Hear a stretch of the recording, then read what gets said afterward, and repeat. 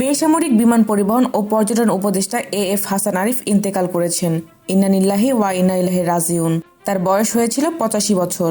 শুক্রবার 20 ডিসেম্বর বিকেল 3টায় রাজধানীর একটি বেসরকারি হাসপাতালে মারা যান তিনি। তার মৃত্যুর বিষয়টি কালবেলাকে নিশ্চিত করেছেন বিমান মন্ত্রণালয়ের জনসংযোগ কর্মকর্তা মাহবুবুর রহমান তুহিন। হাসান আরিফ 1941 সালে কলকাতায় জন্মগ্রহণ করেন। তিনি সেন্ট জেভিয়ার্স কলেজ কলকাতা থেকে মাধ্যমিক এবং উচ্চ মাধ্যমিক শিক্ষা সম্পূর্ণ করেন। পরে কলকাতা বিশ্ববিদ্যালয় থেকে স্নাতক এবং এলএলবি ডিগ্রি সম্পূর্ণ করেন। কর্মজীবনে তিনি 1967 সালে ভারতের পশ্চিমবঙ্গের কলকাতা হাইকোর্টে আইনজীবী হিসেবে কাজ করেন। এরপর ঢাকায় এসে বাংলাদেশ হাইকোর্টে কাজ শুরু করেন। হাসান আরিফ বাংলাদেশের সাবেক অ্যাটর্নি জেনারেল। তিনি ফখরুদ্দিন আহমেদের নেতৃত্বে তত্ত্বাবধায়ক সরকারের আইন, বিচার ও সংসদ বিষয়ক মন্ত্রণালয়, ভূমি এবং ধর্ম মন্ত্রণালয় বিষয়ক উপদেষ্টা হিসেবে দায়িত্ব পালন করেছেন। তিনি অক্টোবর 2001 থেকে এপ্রিল 2005 পর্যন্ত বাংলাদেশের অ্যাটর্নি জেনারেলের পদে ছিলেন।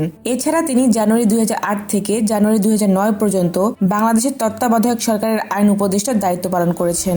এএফ হাসান আরিফ বিদেশি বিনিয়োগকারীদের পরামর্শ, নির্মাণ সালিশ, বাণিজ্যিক সালিশ, অর্থ, ব্যাংকিং এবং সিকিউরিটিজ বিষয়, কর্পোরেট, বাণিজ্যিক ও ট্যাক্সেশন বিষয়, সাংবিধানিক আইন বিষয়, আরবিট্রেশন এবং বিকল্প বিরোধ সমাধানের অন্যান্য পদ্ধতি নিয়ে কাজ করেছেন। প্রসঙ্গত, বৈষম্য বিরোধী ছাত্র আন্দোলনে গণ অভ্যুত্থানের মুখে আওয়ামী লীগ সরকারের পতনের পর গত 8ই আগস্ট অন্তর্বর্তী সরকারের উপদেষ্টা হিসেবে শপথ নেন এএফ হাসান আরিফ। এদিকে দুবাই থেকে ঢাকা ফেরার পরপরই এএফ হাসান আরিফের মৃত্যুর খবর জানতে পারেন প্রধান উপদেষ্টা ডক্টর মোহাম্মদ ইউনূস। প্রয়াত উপদেষ্টাকে শেষ শ্রদ্ধা জানাতে বিমানবন্দর থেকে ধানমন্ডির ল্যাভিট হাসপাতালে ছুটে যান ডক্টর ইউনূস। শুক্রবার 20 ডিসেম্বর বিকেলে দুবাই থেকে প্রধান উপদেষ্টাকে বহনকারী একটি বিমান ঢাকায় অবতরণ করে। এএফ হাসান আরিফের মৃত্যুতে শোক জানিয়ে প্রধান উপদেষ্টা বলেন, তার আকস্মিক মৃত্যুতে আমি গভীরভাবে শোকাহত। উপদেষ্টা হাসান আরিফ একজন শীর্ষ আইনজীবী। তিনি অন্তর্বর্তী সরকারের গুরুত্বপূর্ণ ভূমিকা পালন করেছিলেন।